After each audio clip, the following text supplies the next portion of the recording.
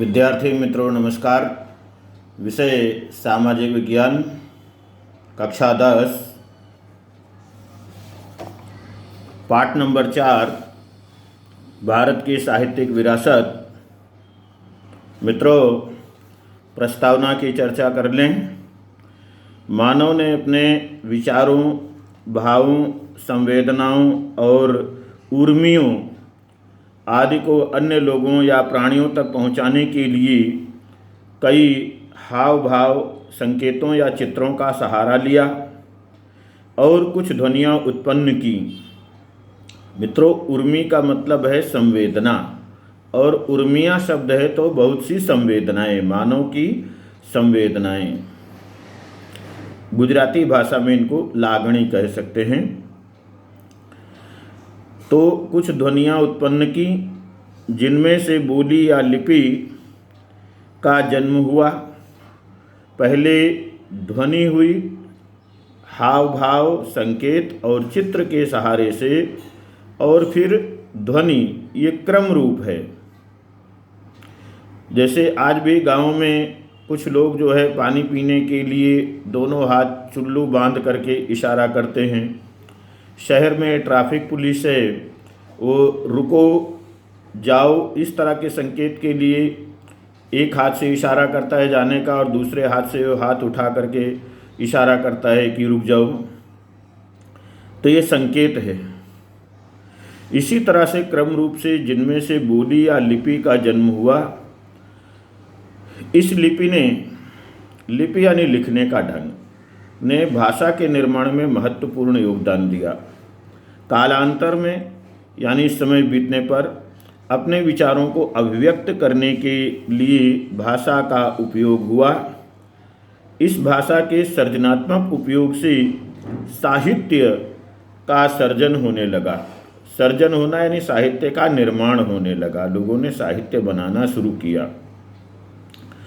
प्राचीन काल से भारतीय साहित्य उसकी विविधता और विशिष्टता के लिए प्रख्यात है। भारतीय विद्वानों ने प्राचीन साहित्य को दो भागों में बांटा है। पहला वैदिक साहित्य और दूसरा प्रशिष्ट साहित्य। इनके अलावा कई लोक बोलियों यानी लोक भाषाओं में भी रचित साहित्य भी प्रचलित था। पहला, भाषा और साहित्य। भारत के इतिहास पर दृष्टिपात करने पर पता चलता है कि सदियों से विविध भाषाओं का उद्भव हुआ है। इन भाषाओं ने एक दूसरे पर अपना असर डाला, जिससे भाषाओं के समृद्ध साहित्य में परिवर्तन आया, जिससे नई नई भाषाओं और उनके साहित्य का निर्माण हुआ, सृजन हुआ, जिसका उत्तम उदाहरण संस्कृत भाषा है। कौन सी भाषा है? संस्कृत भाषा है। वर्तमान समय में संस्कृत भाषा का उपयोग कम है, लेकिन धर्म कार्यों में और पूजा विधियों में संस्कृत भाषा का उपयोग होता है।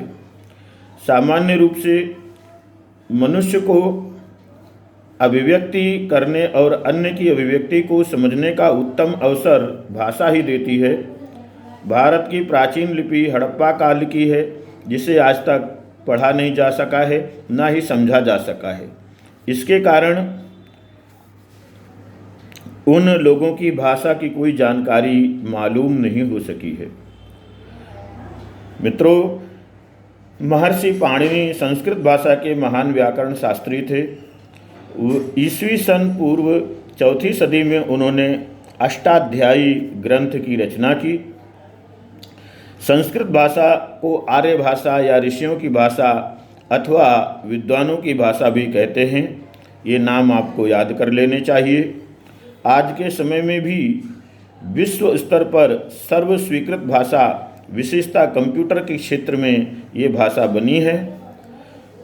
संस्कृत भाषा मुख्यतः धर्म, तत्वज्ञान, ज्ञान और विज्ञान की भाषा थी। मित्रों, धन्यवाद।